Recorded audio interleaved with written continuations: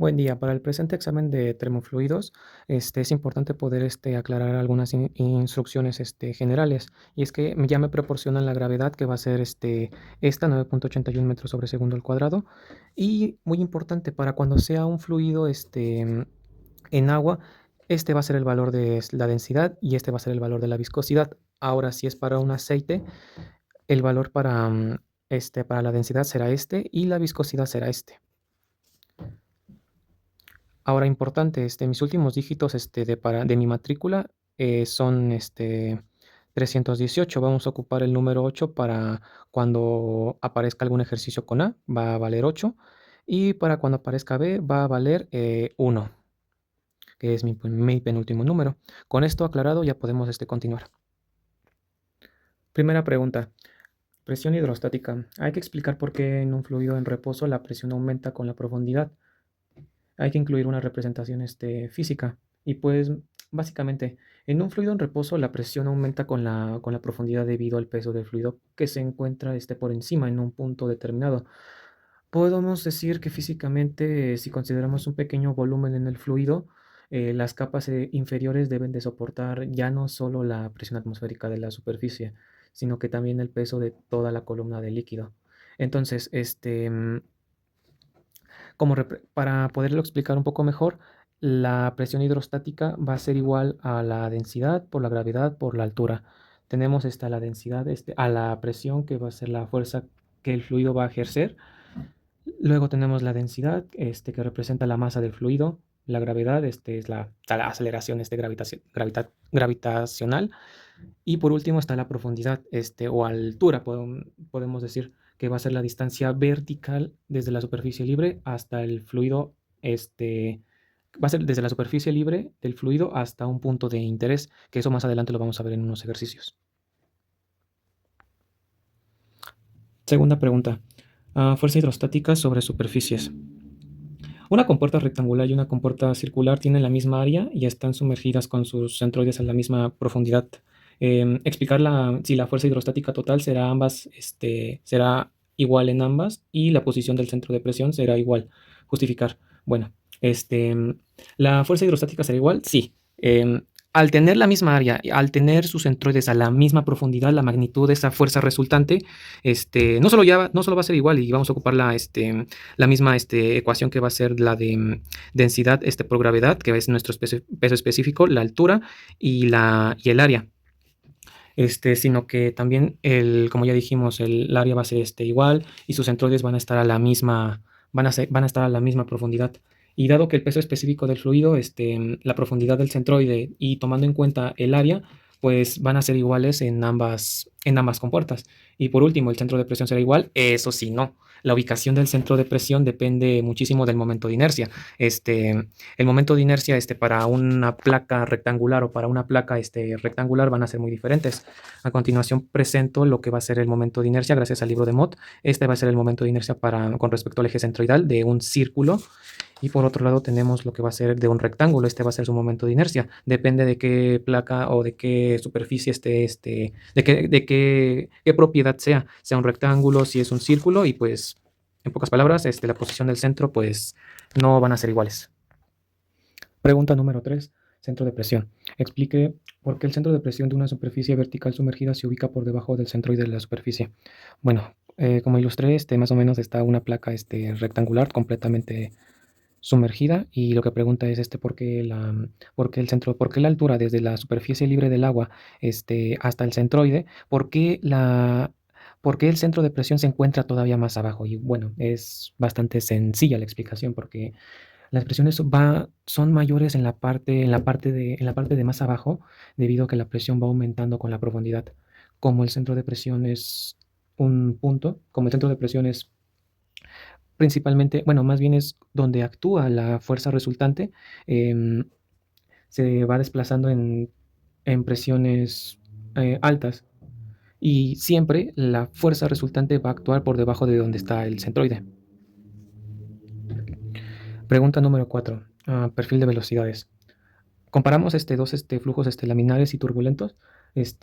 Básicamente, en el flujo turbulento tenemos un movimiento de placas muy brusco, por así decirlo. Tenemos un movimiento más donde se van mezclando las partículas del fluido, mientras que en el laminar tenemos un fluido más ordenado. La velocidad es mayor en la laminar que en el turbulento, porque más que nada porque en el centro del laminar se, como el movimiento es más ordenado, la velocidad es más continua que en el turbulento. Por último, tenemos las pérdidas mayores, las pérdidas de energía mayores y menores.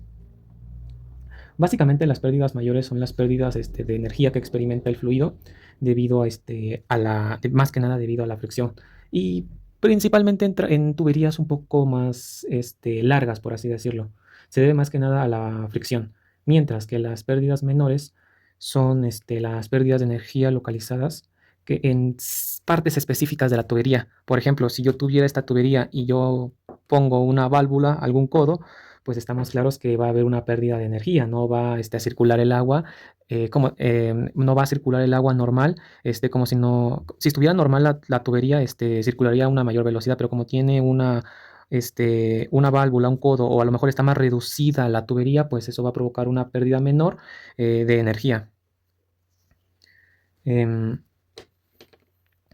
por último está la pregunta número 6, selección de la bomba. ¿Por qué no basta con seleccionar una bomba únicamente porque su caudal máximo es mayor que el caudal requerido?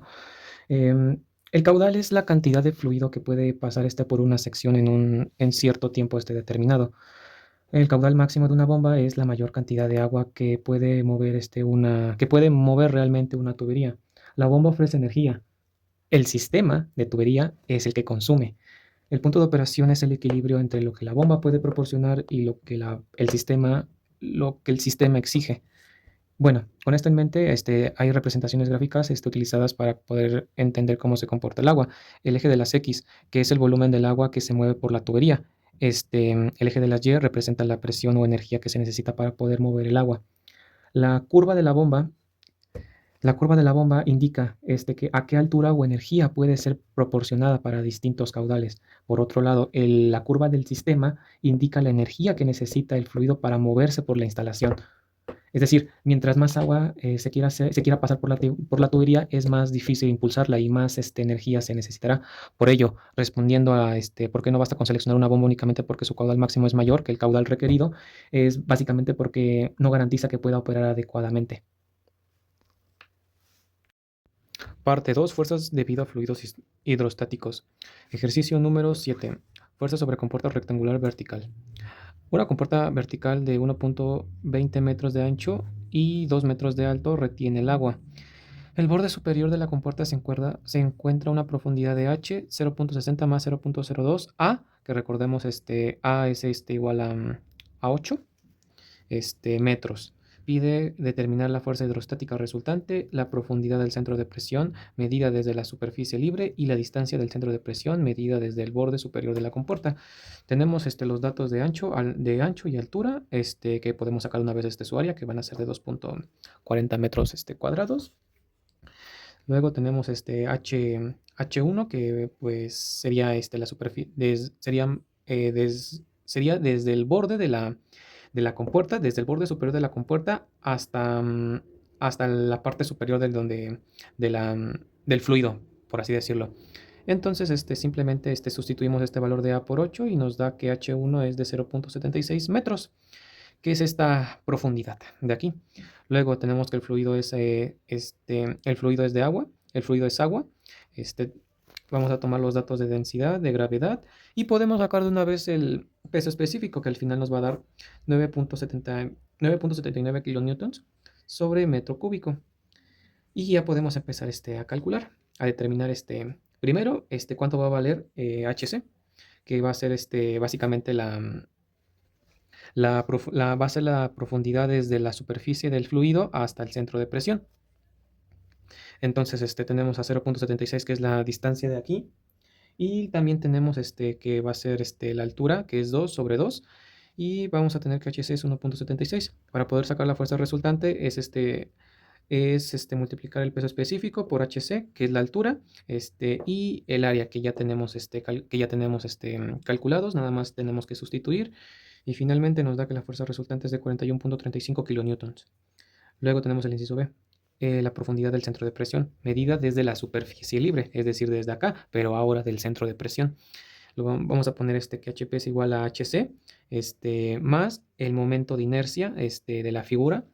Como es un rectángulo, vamos a ocupar esta ecuación que va a ser base por altura. La altura se eleva al cubo sobre 12 sobre HC multiplicado por el área. Entonces, ahora nada más sustituimos.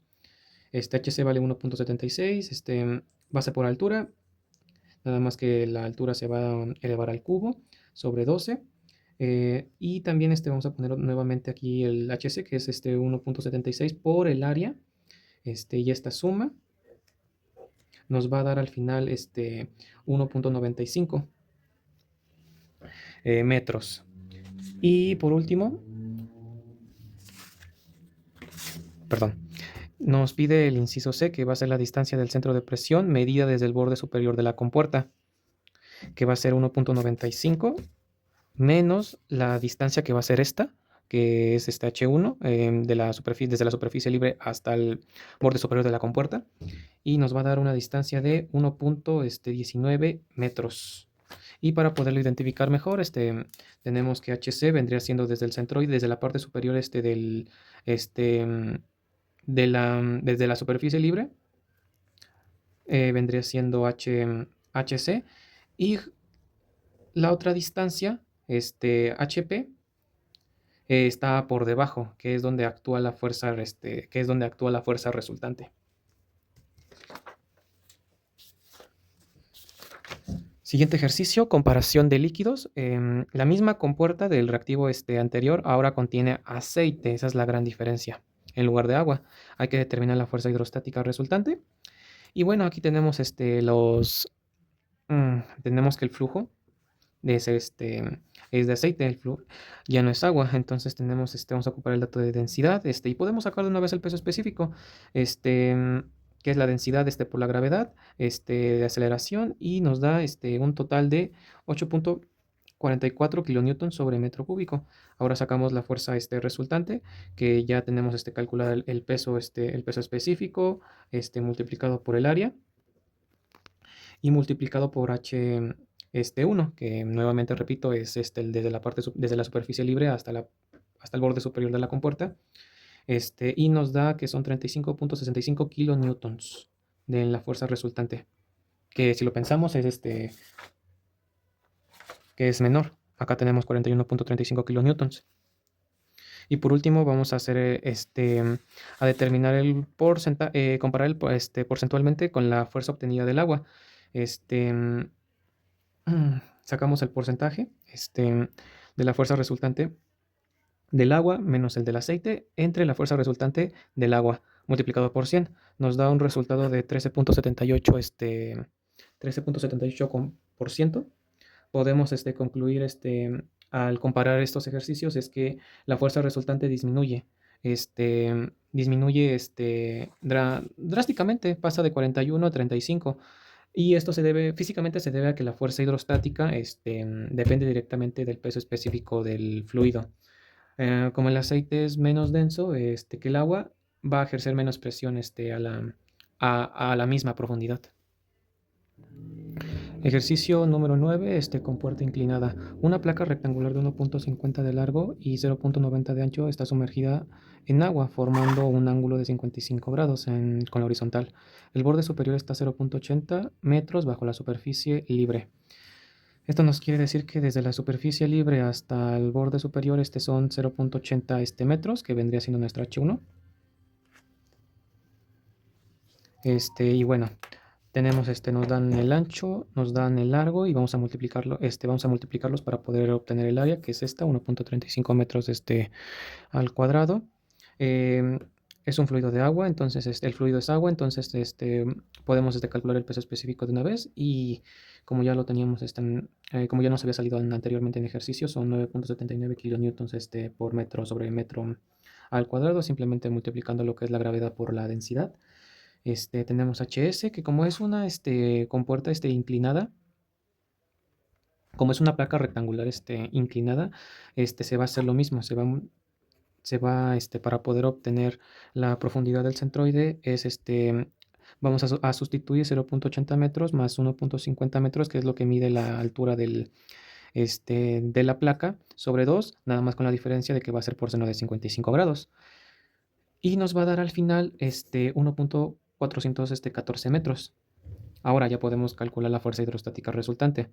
Básicamente del peso específico, la altura, la altura del, desde la superficie libre al centroide de la placa, por el área. Al final nos da 18.69 kilonewtons. Luego tenemos que para poder localizar la posición del centro de presión medido a lo largo de la placa, lo primero que hacemos es tener lo que va a ser este H1, que es 0.80 dividido entre seno de 55. Nos da 0.9766 metros. ¿Para qué nos va a servir esto? Bueno, ahora sí tenemos que la profundidad, que la distancia desde el borde superior a la placa va a ser igual a 0.9766 metros más lo que mide la altura de la altura de la placa sobre 2, que va a ser 1.7266 metros. Y bueno, ya con esto podemos poder localizar el centro de presión. Ya localizamos del centroide, ahora falta la del centro de presión, que va a ser la distancia del centroide más momento de inercia sobre la localización del centroide y multiplicado por el área. Aquí, como es una placa rectangular, el momento de inercia para esa figura va a ser, por altura. La altura se eleva al cubo sobre 12. Y al final nos va a dar, después de sustituir, nos va a dar al final que va a ser 1.8352 metros.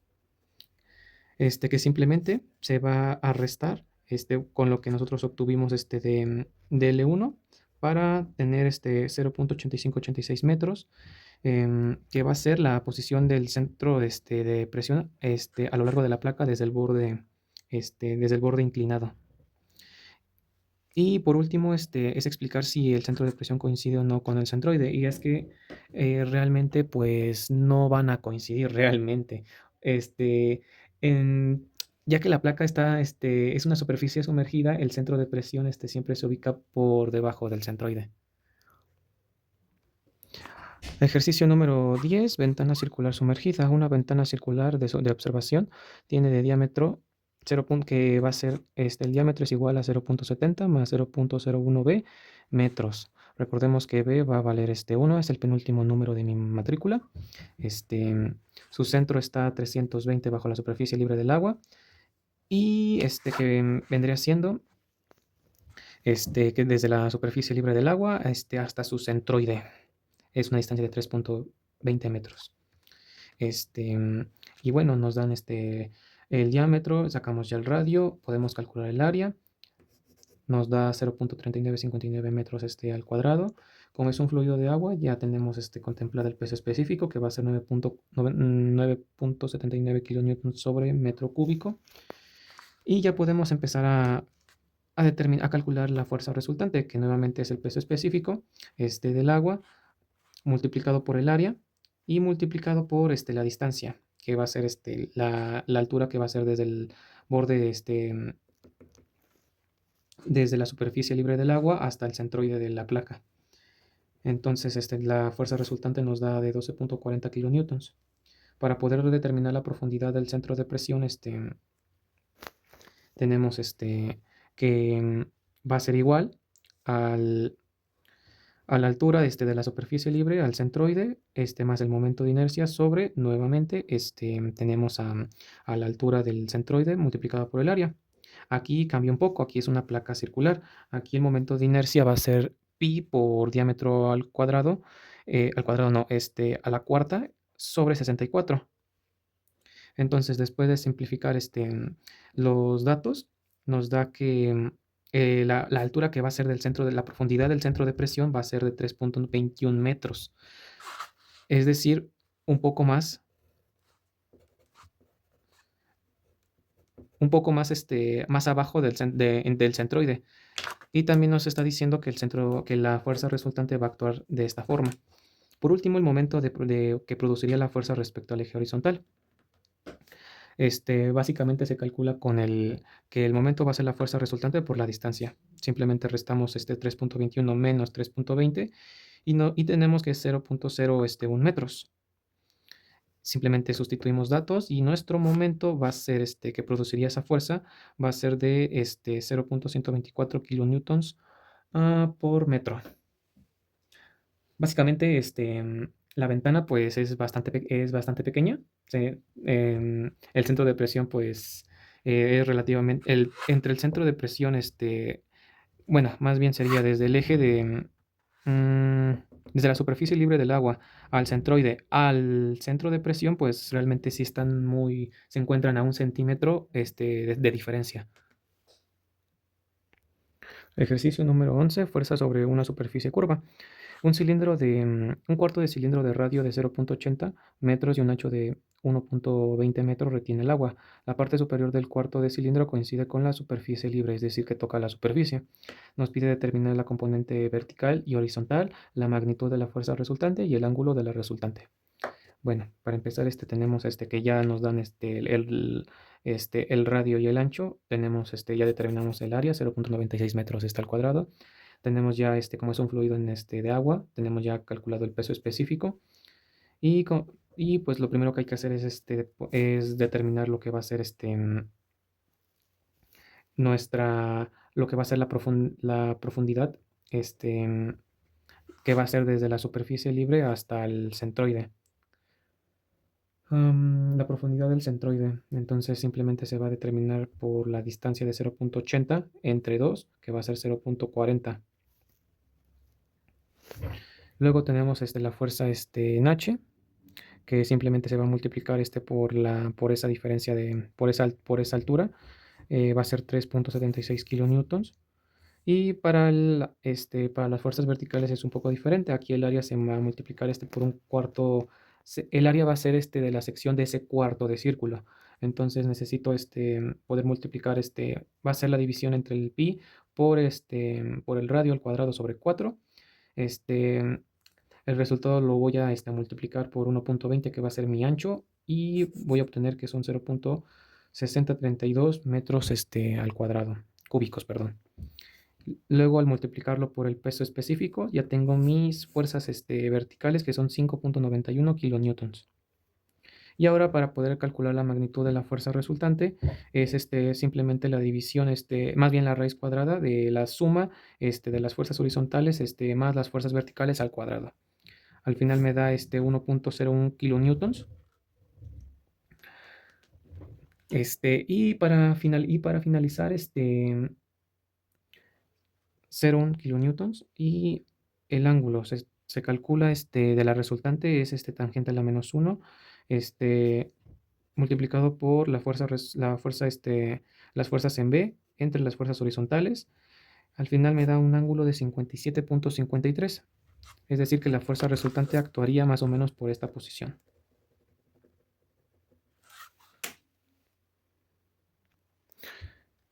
Ejercicio número 12. Diseño básico de la compuerta. Una compuerta rectangular vertical de 2 metros de ancho debe resistir una fuerza máxima de 75 kilonewtons. El borde superior está a 0.50 bajo la superficie del agua, que es esta. Entonces, nos dice determinar la altura máxima permisible de la compuerta y justificar si nuestro resultado es físicamente, pues, razonable. Bueno, para empezar, tenemos nuestros datos, que ya tenemos nos da el ancho, nos da la fuerza resultante, nos da lo que es la superficie libre del agua hasta donde toca hasta donde es la parte superior de la placa. Y tenemos que es un fluido de agua, entonces ya podemos tener ya listo el peso específico, y ahora sí ya podemos empezar a calcular. Recordemos que la fuerza resultante se va a calcular por el peso específico, por la altura desde donde está el centroide, desde la superficie libre hasta el centroide, multiplicado por el área. Pero como no tenemos de cuánto es lo que vale nuestra altura de la compuerta, entonces vamos a sustituir. Tenemos los 75 kilonewtons, nuestro peso específico, tenemos 0.50 que va a ser que es la distancia de aquí a acá, entre h sobre 2, multiplicado por 2 metros por h. Este, al multiplicar estos dos, al multiplicar estas dos expresiones, y después de dividir los 9 puntos, después de dividir el peso específico sobre los kilonewton, tenemos que son 7.661, es igual a h al cuadrado más h. Y con esto simplemente pasamos este término para el otro lado y tenemos una ecuación de segundo grado. Entonces, utilizando la ecuación de aquí, la ecuación la fórmula general de ecuaciones de segundo grado, nada más sustituimos valores. A vale 1, B vale 1 y C vale menos 7.661. Al final nos va a dar un resultado de h 2.31 metros. Eso es lo que vale nuestra altura. Y ahora nos pregunta si es físicamente posible. Y es que, pues, realmente es razonable. Fuera raro si fuera menor que los 2 metros. Eso sí sería, pues, algo, eso no sería posible. Las dimensiones, pues, podríamos decirse que son consistentes. Y y con eso finalizaríamos el ejercicio 12. Parte 3, perfil de velocidad, flujo interno y régimen de flujo, número de Reynolds. Dice, el agua fluye por una tubería de diámetro interno de 0.050 más 0.001 a metros. Recordemos que vamos a ocupar que A va a ser 8, ya que es mi último dígito de mi número de cuenta. Ya nos da la velocidad promedio. Aquí ya calculamos cuánto es lo que vale nuestro diámetro, que son 0.058 metros. Como es un fluido en agua, vamos a ocupar los datos de densidad y viscosidad para poder calcular, inciso A, para poder calcular el número de Reynolds, tenemos que es la velocidad por el diámetro multiplicado sobre la viscosidad. Y al calcularlo nos da 103.984.6. Luego, inciso B, si el flujo es laminar, transicional o turbulento. Y bueno, hay que recordar que el flujo laminar, cuando el número es menor a 2400, se dice que es un flujo laminar.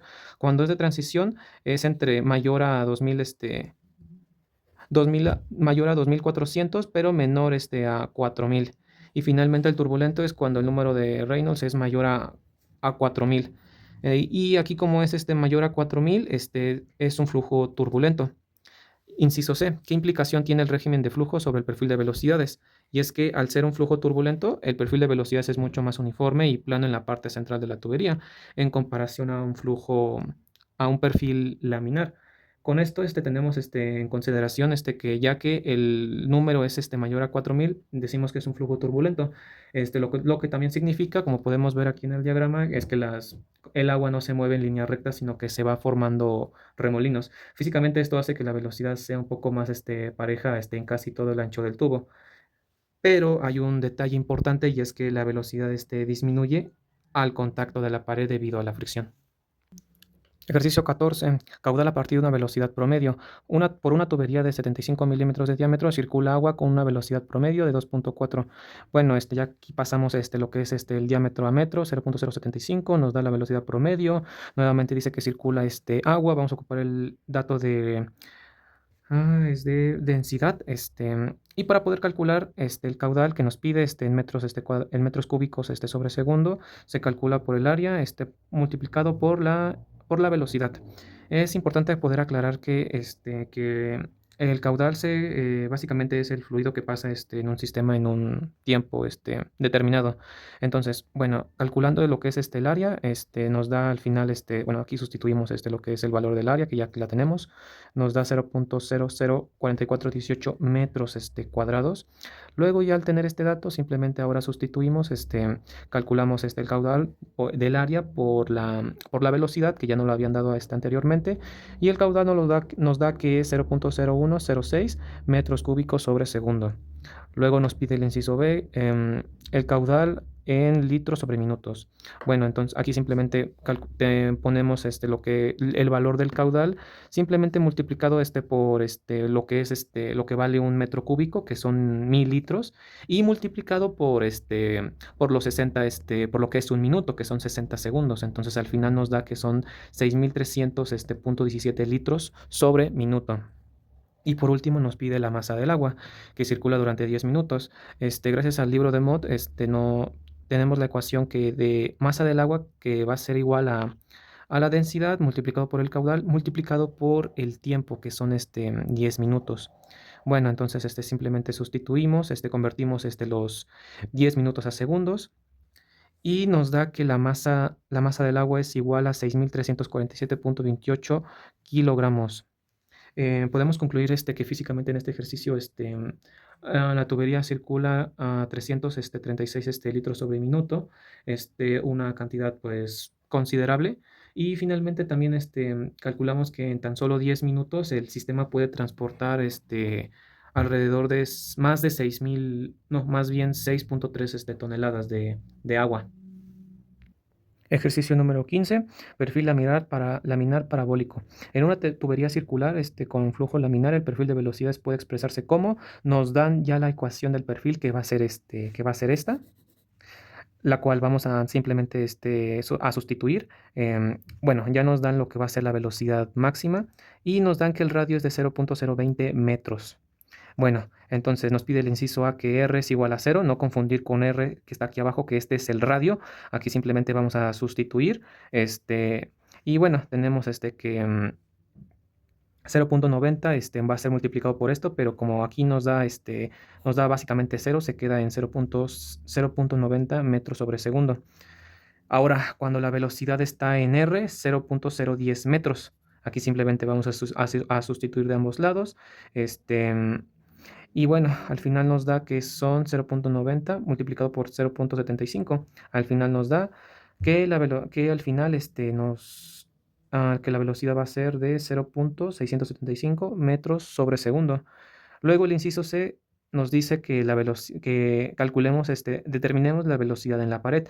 Aquí es un punto muy importante porque aquí R básicamente es saber qué tan lejos o cerca estoy del centro. O sea, si yo estoy aquí, R es saber qué tan cerca o qué tan lejos me voy acercando a la pared. Y aquí ya realmente ya nos acercamos, ya tocamos la pared en esos a 0,020 metros.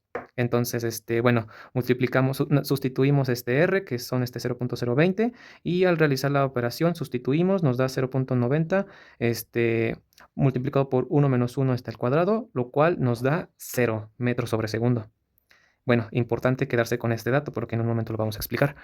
Luego nos pide el inciso D, la velocidad promedio. Aquí simplemente la velocidad máxima se divide entre 2 y ya nos habían mencionado que la velocidad máxima es de 0,90 metros sobre segundo.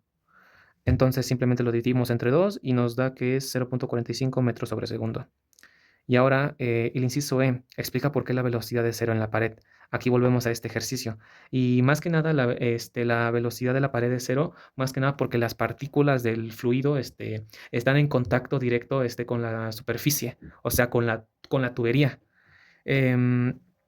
También otra forma de explicarlo es que el agua está frenada por la fricción. O sea, hay un contacto entre el agua y la pared del tubo. Eso provoca que no haya una velocidad como tal, porque como ya habíamos mencionado, R se trata de saber qué tan lejos o cerca estoy del centro, y aquí realmente estoy tocando la pared, entonces ahí podremos decir que es una pérdida de energía. Ejercicio número 16, comparación entre perfiles. Para una misma tubería y un mismo caudal, explique cuál perfil tiene mayor velocidad máxima, laminar o turbulento. Bueno, aquí algo similar con lo que vimos en el ejercicio pasado. Vamos a explicar la distribución de la velocidad en estos dos perfiles. Primero, en el flujo laminar. Su movimiento es ordenado y sigue una forma como que parabólica, así que el fluido en su centro va a haber una velocidad máxima de casi del doble del promedio, mientras que la velocidad, que el perfil turbulento, el agua es una mezcla constante entre sus partículas. O sea, es un movimiento muy, por así decirlo, brusco. Se van mezclando las partículas. Entonces, entre el centro y las orillas de bueno, sí, entre el centro y las orillas de la tubería, lo que hace que su velocidad se reparta y haga que la velocidad sea menor que el perfil turbulento. Entonces, en conclusión, físicamente, el flujo laminar tiene una velocidad máxima mayor, mayor, que es el doble del promedio. Más que nada porque el flujo turbulento, la energía se distribuye a lo largo de toda esta sección, haciendo que su centro se mueva de manera más lenta. Ejercicio número 17, flujo de aceite. Aceite industrial circula por una tubería de 40 milímetros de diámetro con caudal. Aquí ya nos dan el caudal. Y volvemos a tener la letra A, que recordemos que es un valor de 8, debido a que mi último dígito de mi matrícula es 8. Y bueno, tenemos ya los datos, ya convertimos estos milímetros el diámetro de milímetros a metros, son 0.040. Aquí ya calculamos lo que es el caudal, nos da un valor de 2.8 por 10 a la menos 4. No olvidemos que es metros cúbicos sobre segundo. Y aquí algo importante, aquí nos mencionan que es un flujo de aceite, ya no estamos con agua, entonces vamos a ocupar los valores de viscosidad y de densidad y nos pide calcular la velocidad promedio. Recordemos que el caudal se calcula por la velocidad por el área, que simplemente despejamos lo que es la velocidad. Calculamos lo que es el área, aquí sustituimos el diámetro, 0.040 metros, al cuadrado, dividido entre 4, y aquí nos da el área, que simplemente sustituimos el valor del caudal con el área, y nos da que la velocidad es un valor de 0.2228 metros sobre segundo, que nos va a servir más adelante este dato. Luego nos pide calcular el número de Reynolds, recordemos que es la velocidad por diámetro sobre la viscosidad. Sustituimos valores, viscosidad, velocidad, diámetro, viscosidad, y nos da un valor de 104.84. Recordemos que el flujo laminar es cuando los valores son de menor a 2400, entonces el valor es de laminar. Y último inciso, dice que si sería válido usar directamente una correlación turbulenta para calcular el factor de fricción. Y realmente no sería válido utilizar una correlación turbulenta, ya que para una correlación turbulenta daría resultados erróneos, ya que las fórmulas asumen que la presencia de remolinos o la mezcla intensa entre las partículas asumen que hay una pérdida de energía mayor que una en un flujo laminar, que pues no se pierde tanta energía porque el flujo es más calmado, por así decirlo. Parte número 4, cálculo de pérdidas por fricción. Aquí nos proporcionan tres ecuaciones. La primera es HL, que es la pérdida de carga, o también la pérdida de energía debido a la fricción. Luego tenemos el factor de fricción, tanto para laminar y como turbulento. Por eso fue importante que en el inciso anterior se explicara que serían, cuando preguntaba que por qué era importante la correlación turbulenta y la laminar, es que si se ocupa una que no es, los datos serían erróneos y pues las ecuaciones son muy diferentes, las fórmulas son muy diferentes. Y por último nos proporcionan rugosidades de algunos materiales, PVC, acero y hierro fundido. Nos dan lo que es la rugosidad en milímetros, las vamos a pasar en un momento en metros, donde prácticamente el tubo PVC es el más liso y el que menos fricción tiene, mientras que el hierro fundido es el que más fricción tiene. Y bueno, esto nos va a servir más adelante para los ejercicios. Ejercicio 19. Pérdida mayor en tubería de acero. El agua fluye por una tubería de acero comercial de longitud de 45 metros, diámetro de 0.060 metros y el caudal de 0.06 metros cúbicos sobre segundo. Nos pide calcular la velocidad promedio en el inciso A. Bueno, aquí como podemos ver es una tubería de agua. Aquí vamos a ocupar los datos de viscosidad y de gravedad, que son 9.81 metros sobre segundo al cuadrado. Aquí vamos a ocupar el valor de rugosidad, como ya vimos que el factor, que el material es un acero comercial. Vamos a ocupar este valor de aquí, de en medio, y vamos a ocupar las ecuaciones. Bueno, antes tenemos la velocidad promedio, que como ya vimos se calcula por la relación entre el caudal y el área. Aquí calculamos el área, aquí nada más sustituimos el diámetro, que son 0.060 metros. Nos da el área, que va a ser de 0.002827 metros al cuadrado. Aquí simplemente sustituimos el valor del área con el caudal, que ya nos proporcionaron, que es aquí, y nos da que la velocidad va a ser 2.122 metros sobre segundo. Inciso B. Determinar el número de Reynolds. El número de Reynolds se calcula por la velocidad por distancia sobre la viscosidad. Aquí ya sustituimos el valor de la viscosidad, el diámetro y la velocidad que ya calculamos. Al final nos da un valor de 126.816.69. Como recordemos, en el flujo turbulento, los valores mayor a 4.000 son flujo turbulento, entonces es un flujo turbulento. Y ya que es un flujo turbulento, vamos a ocupar la ecuación de aquí abajo. Simplemente vamos a sustituir valores de la rugosidad, que son 0.00045 metros, 3.7 por el diámetro, 5.74 sobre el número de Reynolds, que ya calculamos que es elevado a 0.9, y todo esto va a ser elevado al cuadrado. Y acá tenemos en el denominador 0.25. Por un lado, en esta parte de aquí nos da que son 2.03 por 10 a la menos 4, y esta parte de aquí son 1.84 por 10 a la menos 4. Todo esto se va a elevar al cuadrado. Aquí sustituye un poco más, y el factor de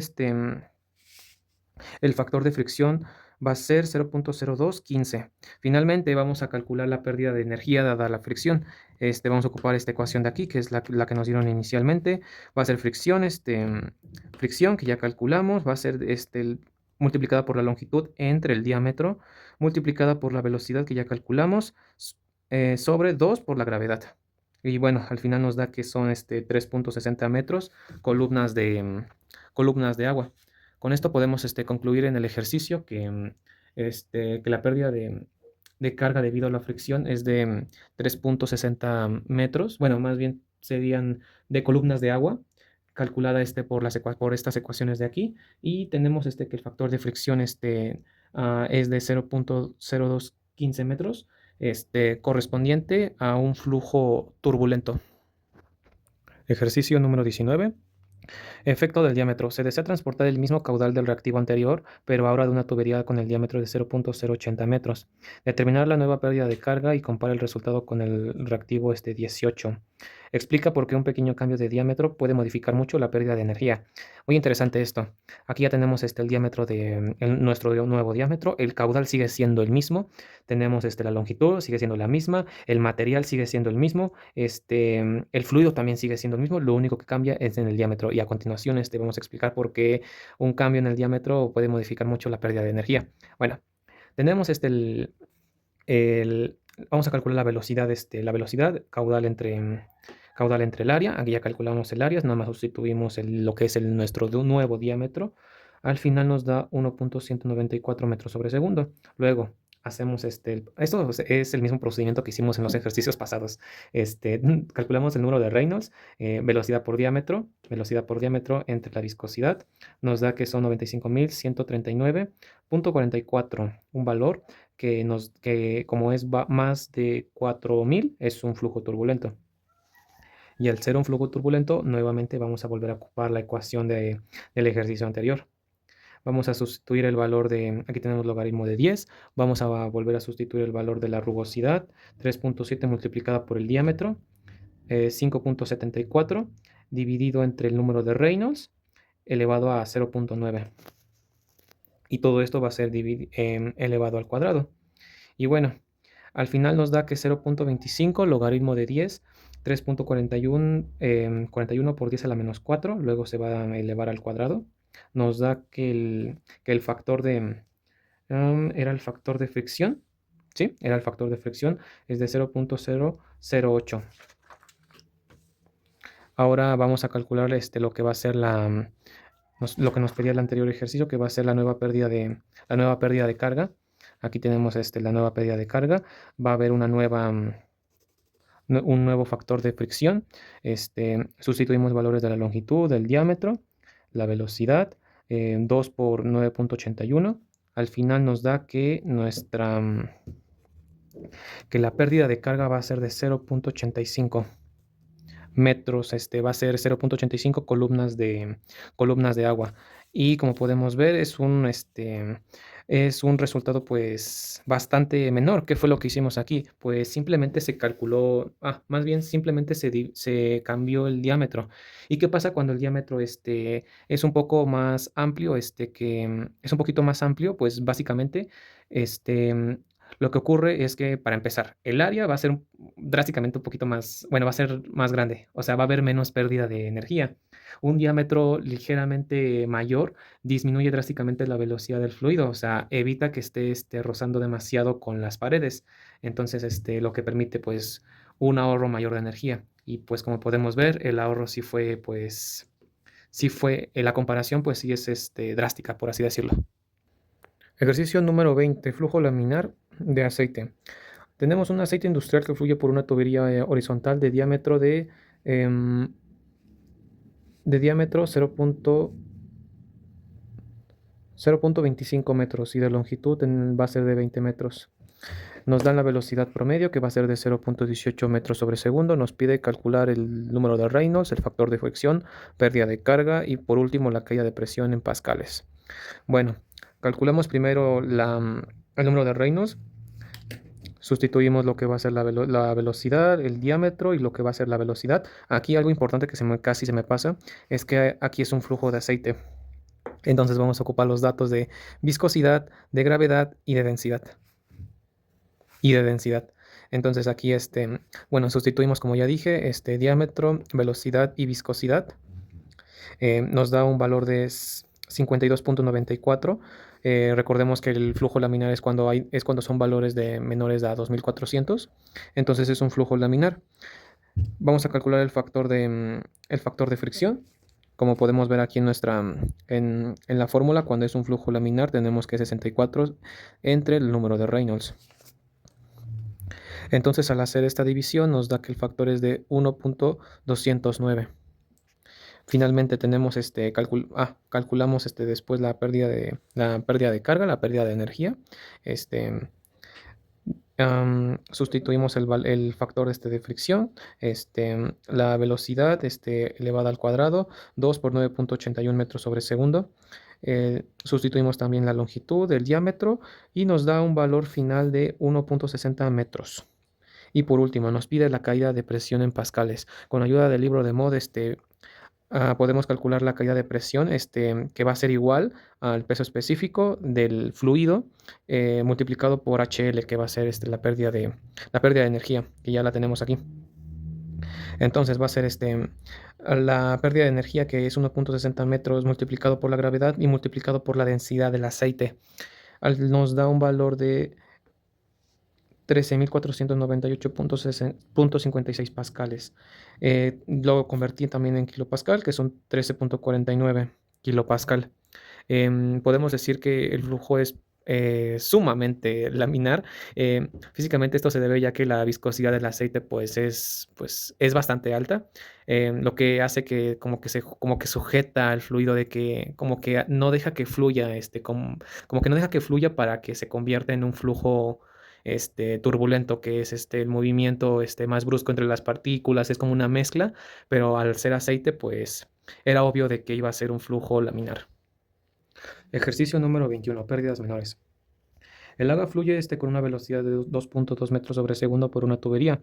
El sistema tiene los siguientes accesorios. Tiene una entrada al borde vivo, tiene 4 codos, una válvula de la compuerta totalmente abierta y una salida a depósito.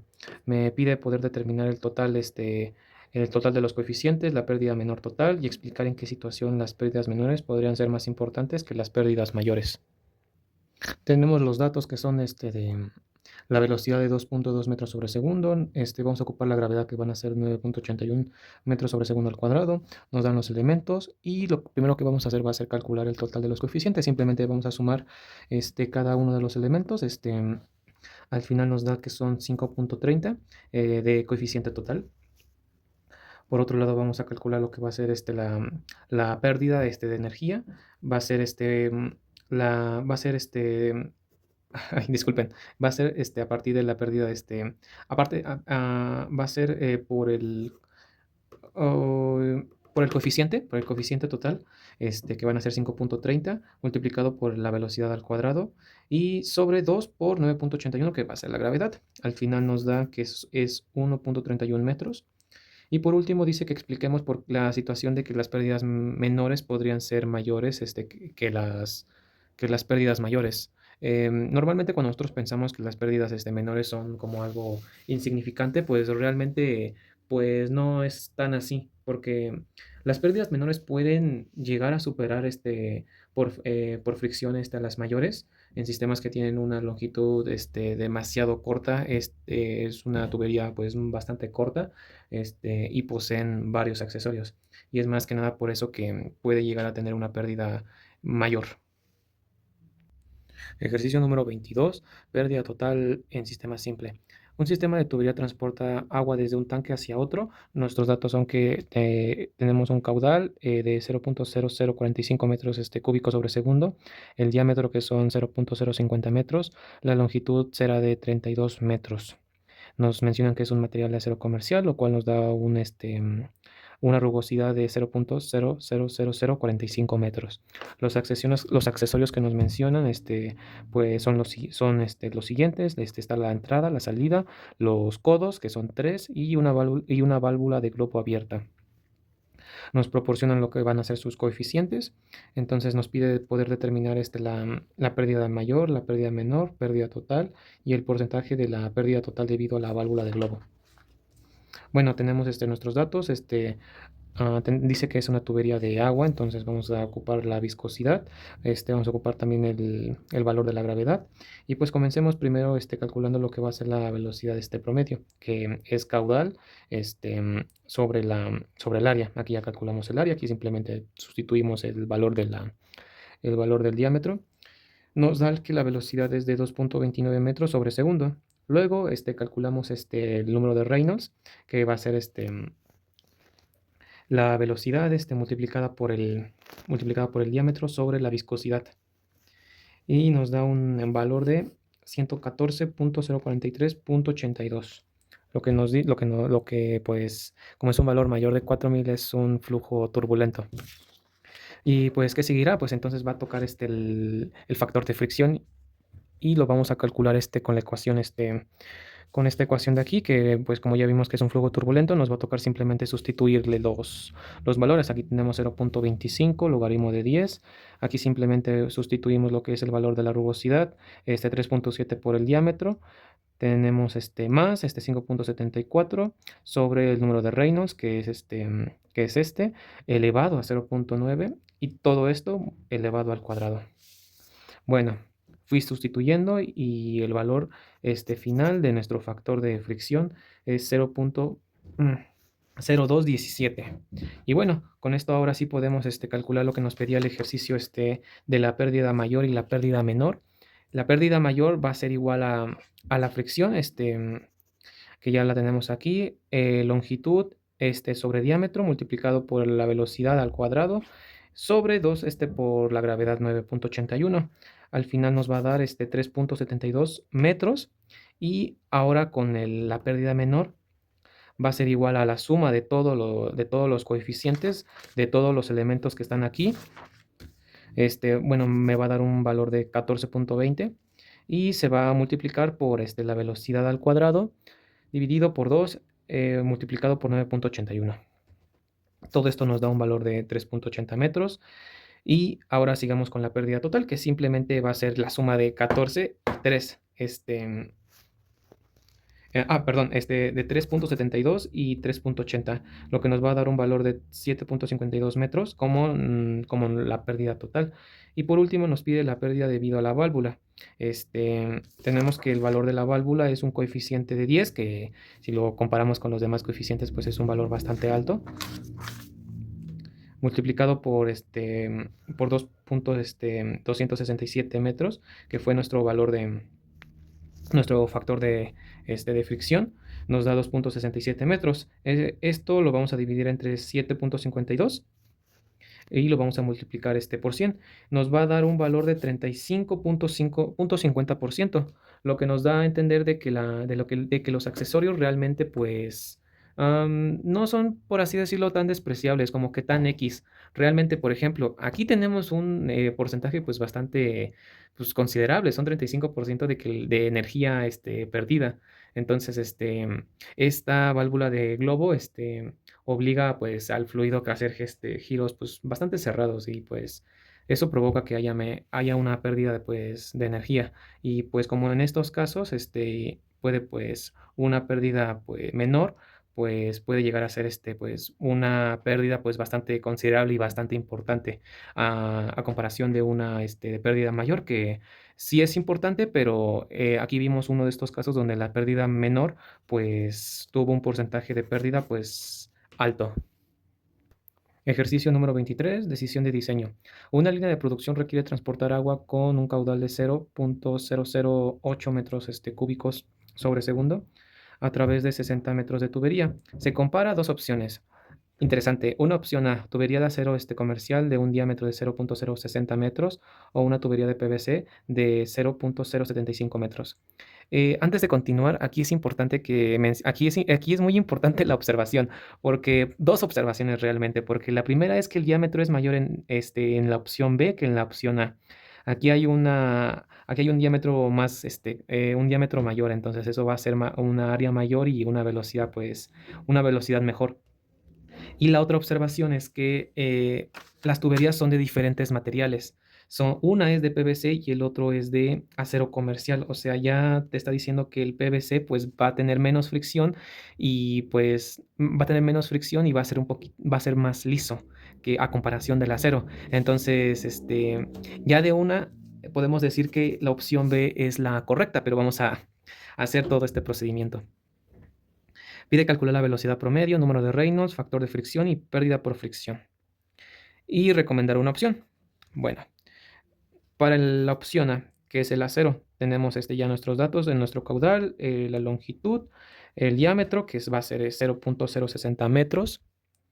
Bueno, tenemos que es un fluido también de agua, no es aceite. Vamos a ocupar vamos a ocupar su viscosidad y la rugosidad que va a ser de 0.000045 metros para el acero comercial. Bueno, aquí ya calculé lo que va a ser el área, dividí el caudal sobre el área, tengo 2.83 metros sobre segundo, el número de Reynolds, velocidad, diámetro sobre la viscosidad, me da 169.123.50, es un flujo turbulento, es una cantidad pues muy mayor a los 4.000. Vamos a ocupar la ecuación para el flujo turbulento. Sustituimos lo que va a ser el valor de rugosidad. Aquí lo vemos, el valor de rugosidad 3.7 multiplicado por el diámetro más 5.74 sobre el número de Reynolds elevado a 0.9 y todo esto elevado al cuadrado. Bueno, aquí fui sustituyendo algunos valores. Al final nos da que el factor de fricción son 0.0204.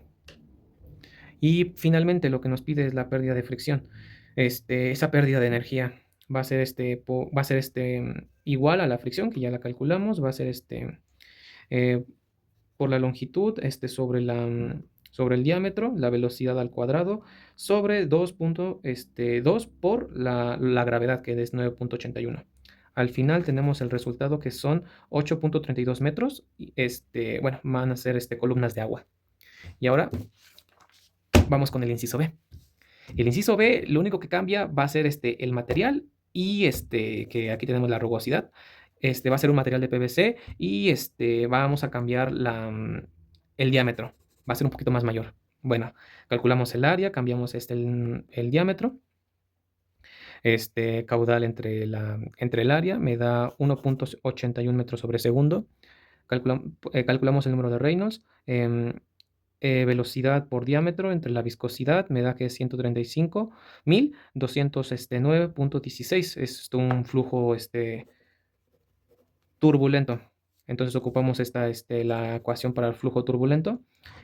Nuevamente volvemos a sustituir. Ahora este valor va a ser que es el de la rugosidad.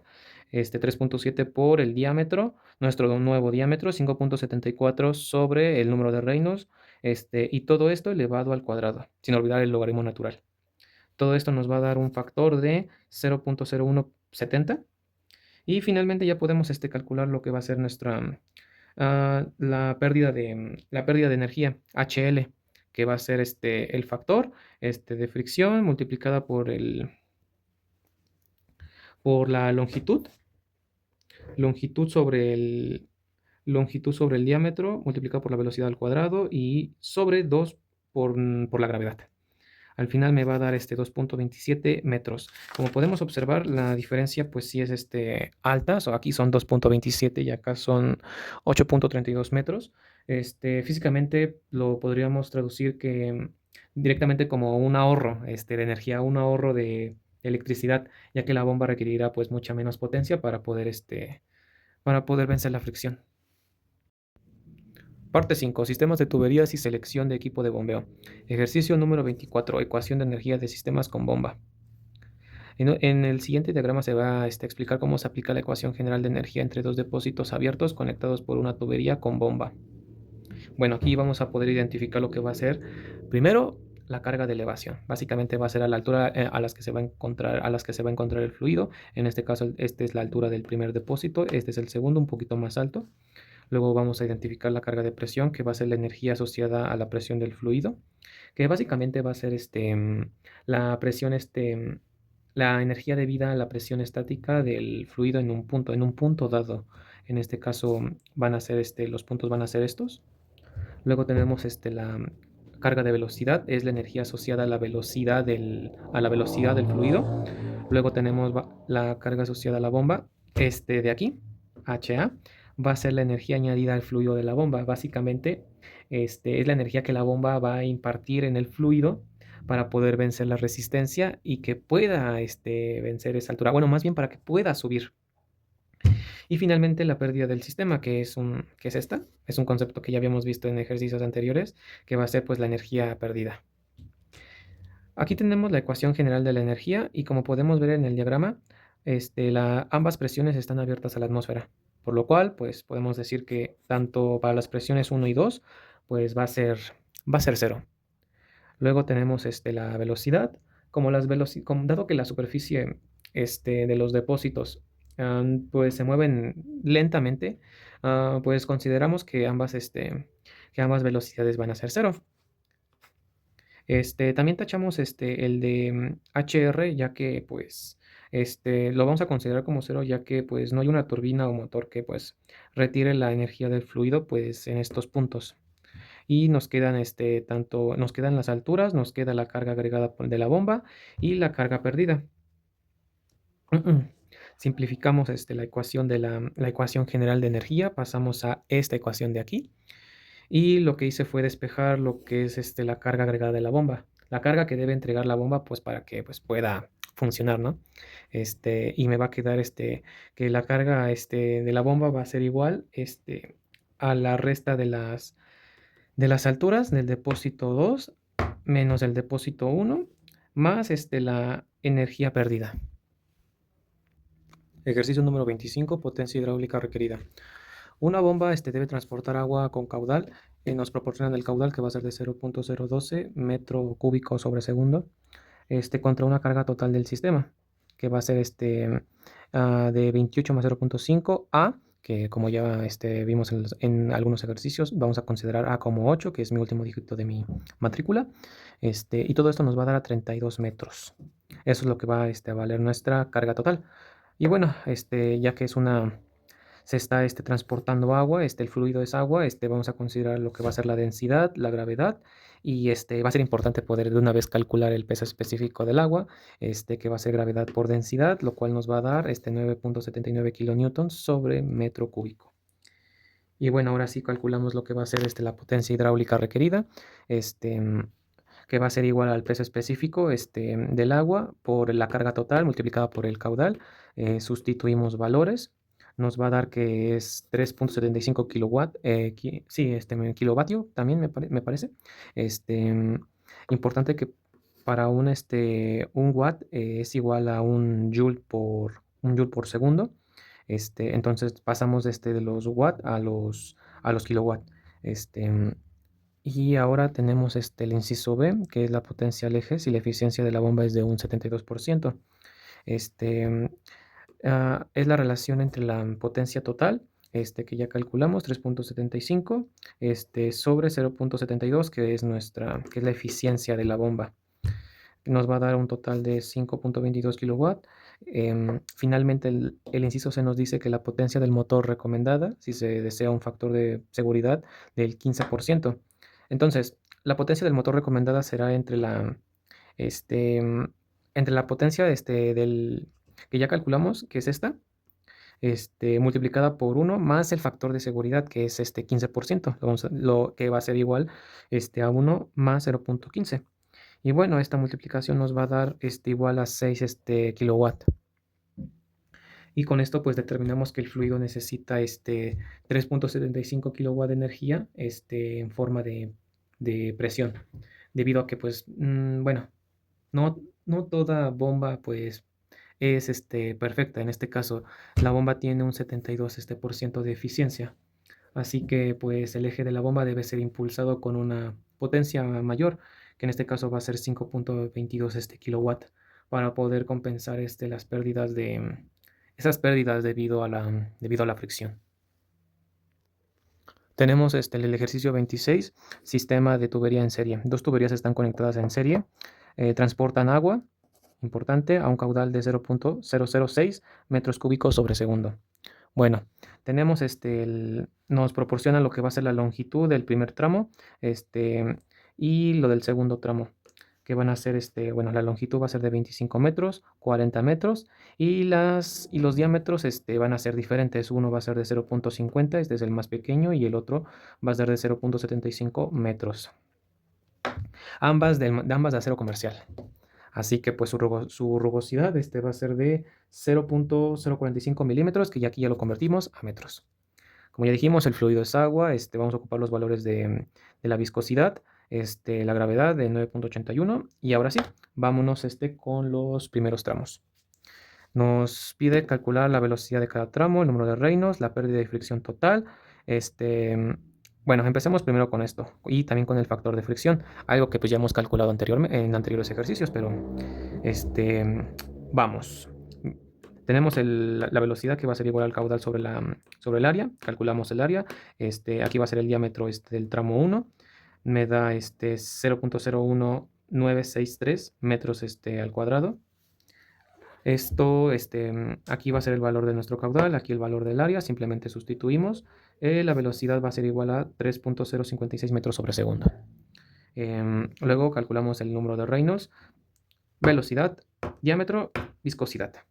Nos va a dar un valor de 152.191.23.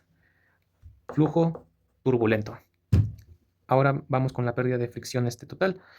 Bueno, el factor, que básicamente se va a calcular ya que es un flujo turbulento.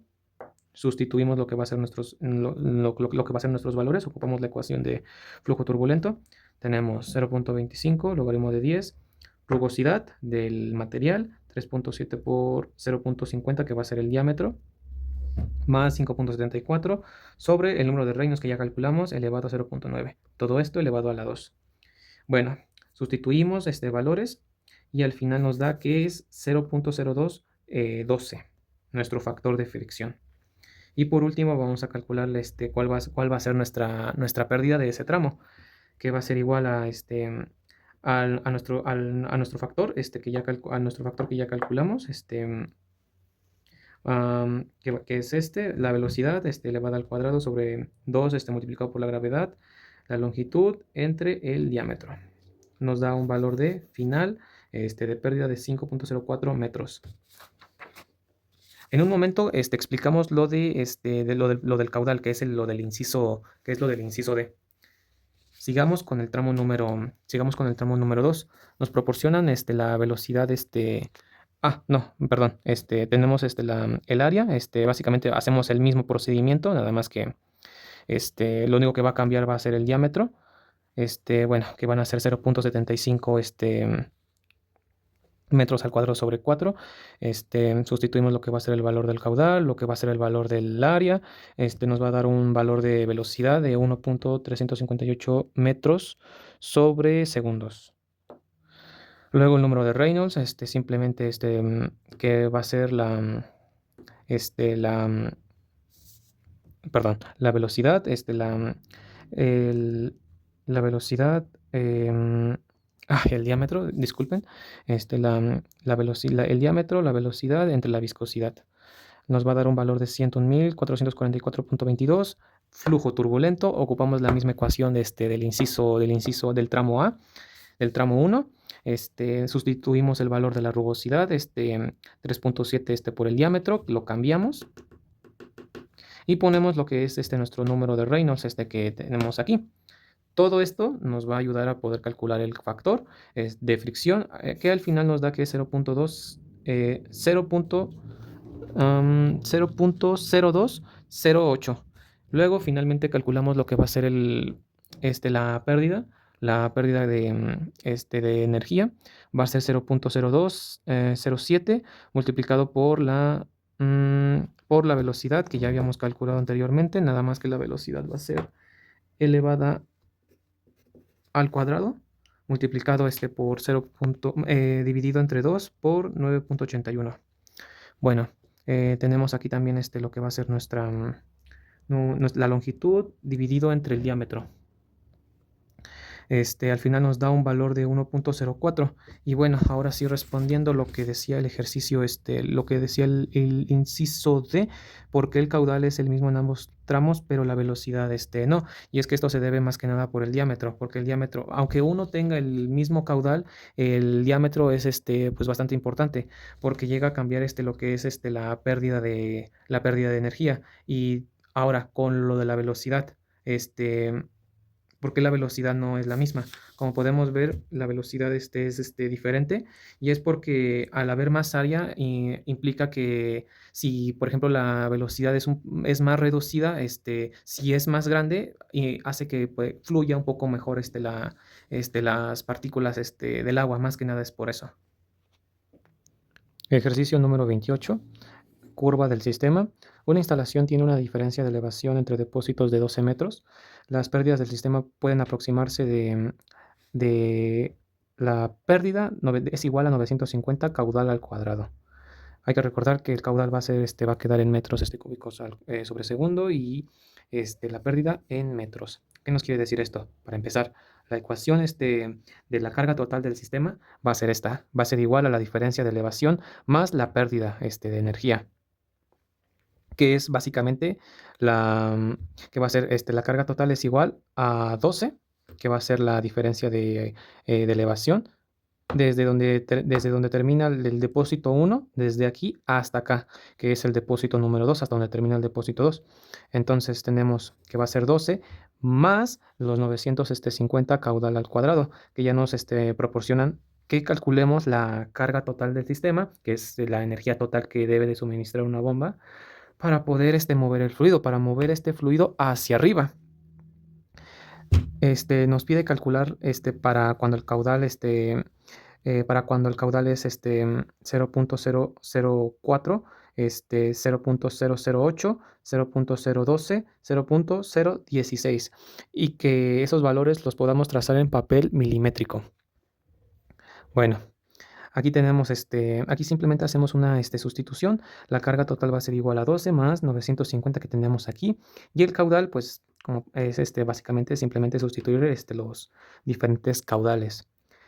Estos van a ser los resultados de las cargas totales para cada caudal, y los vamos a graficar en papel milimétrico. Observamos que aquí va a ser la pérdida de energía en metros, y aquí va a ser el caudal en metros cúbicos sobre segundos. Como podemos observar, acá están nuestros valores de trazados. Cuando el caudal vale 0, la altura va a ser 12. Aquí lo podemos observar. Y acá tenemos nuestros valores. Aquí como que hice un pequeño zoom para que se pudiera entender. Pero básicamente copié los valores que me dio de cada caudal. Los fui anotando, los fui trazando en cada punto, acorde a lo que es cada caudal, que lo podemos observar, que lo podemos ver aquí. ¿Qué nos quiere decir prácticamente la curva? Esta curva, bueno, que es una curva que representa como la carga estática total.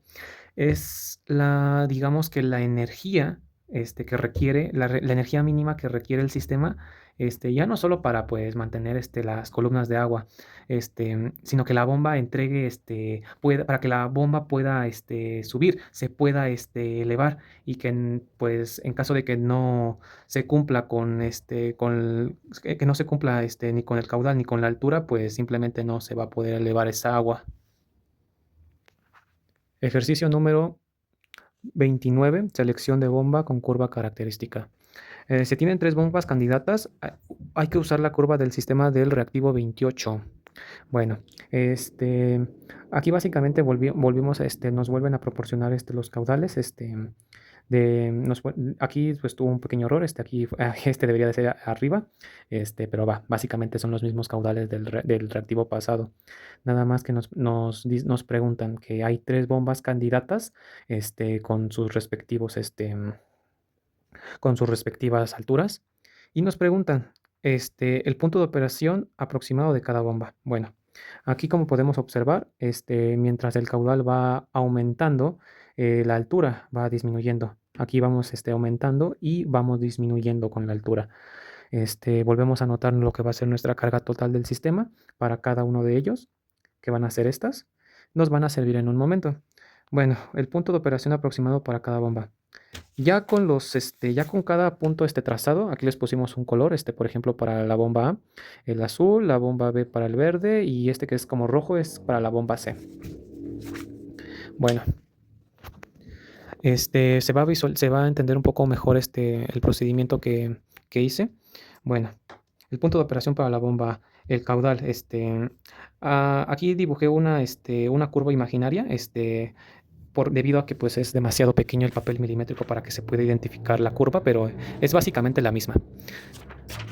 Pero bueno, estamos a 0.012, ¿va? A una altura de 12, perdón. Y bueno, nos piden el punto de operación de la bomba A. Acá tenemos la bomba A. Está a un caudal de 0.16 metros cúbicos sobre segundo. Y está a una altura de 15. En la bomba B tenemos un caudal de 0.020, que es el que lo tenemos hasta acá, a una altura de 14. Y finalmente tenemos la bomba C, que está a un caudal de 0.16, que está aquí, y a una altura de 12. Y como podemos observar acá de este lado en este lado de aquí, el caudal requerido es este. El caudal requerido es 0.16. Y la carga total van a ser 12.243 metros. ¿Cuál de estos tres es el más cercano al que mi sistema requiere, que son 12.24? Pues es el inciso, es la bomba número C. Las otras están un poquito más alejadas tanto del caudal y de la altura. Entonces, preguntan, ¿qué bomba entregaría un caudal más cercano a 0.12 metros cúbicos sobre segundo? El caudal lo tenemos aquí, pero realmente el más cercano es es el de la bomba, el de la bomba C. Ahora la otra pregunta es, ¿qué bomba seleccionaría? Y pues nuevamente sería la C, ya que es la que mejor se ajusta a la energía que necesita el sistema. ¿Entrega un poquito más del solicitado? Sí, pero es la menos, es la que más conviene por encima de las demás, ya que implica un menor desperdicio de energía. Bueno, implicaría un menor desperdicio de energía. Y por último, ¿qué problema tendría en seleccionar una bomba, en una bomba, demasiado grande? Pues habría un desgaste en la bomba. Quizá incluso te podría, implicar a tener algún costo por alguna avería o por calentamiento. Y pues, más que nada son problemas, técnicos que puede provocar si no seleccionas, si seleccionas una bomba demasiado, grande, sin tomar a la consideración el caudal y pues su altura. Y pues bueno, simplemente pues consumiría más energía y operaría lejos de su punto de eficiencia. Ejercicio 30. Selección final considerando la eficiencia. Para la bomba seleccionada para el reactivo 29, considera la tabla de eficiencia aproximada. Bueno, como nosotros consideramos que el caudal, el caudal es de 0.16, que es de aquí. Ajá, y como también seleccionamos que la mejor opción sería la bomba C, bueno, pues vamos a subrayar, a encerrar lo que va a ser el caudal y la eficiencia aproximada de la bomba C, que son 0,61. Ok, bueno, lo primero que nos piden es la eficiencia aproximada en el punto de operación. Este vendría siendo nuestra eficiencia aproximada, un 61%. Este, mm, bueno, sigamos con la potencia hidráulica entregada al fluido. Simplemente se saca con el peso específico, con la pérdida de energía multiplicado por el caudal, que básicamente sería 9,79 kilonewton sobre metro cúbico, multiplicado por 12, que lo vimos en el ejercicio.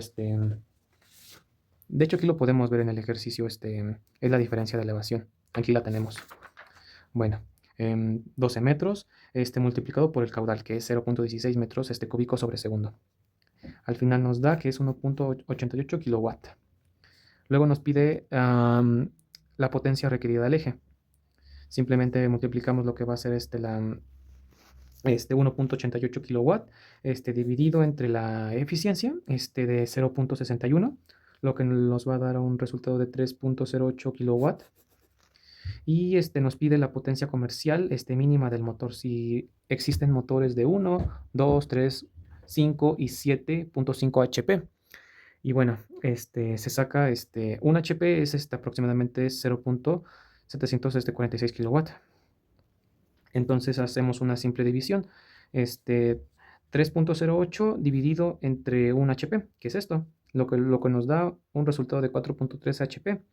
Las opciones que nos dan es 1, 2, 3, 5 y 7,5. Sin embargo, la potencia mínima que necesita es de 5 por lo menos. No nos sirve el de 3 y bueno, no nos sirve el de 3 ni el de 2 ni el de 1. Tiene que ser la necesaria pues de 5 HP. Y por último dice que justificar si la bomba trabaja cerca o lejos de su mejor zona de eficiencia.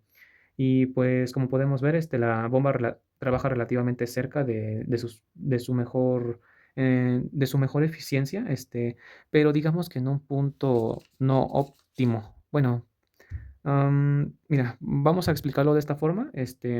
Aunque es aceptable, el sistema operando un poco hacia la derecha, porque de hecho operamos un poquito, del requerido era pero nos fuimos un poquito hacia la derecha, de su punto ideal, lo que significa que hay un ligero desperdicio de energía, a comparación de si hubiésemos encontrado una bomba, si hubiésemos encontrado el diseño perfecto de la bomba, pero pues debido a que no ocurrió eso, pues digamos que sí trabaja relativamente, pues, en una buena eficiencia. Puede ser mejor, pero trabaja en una buena eficiencia.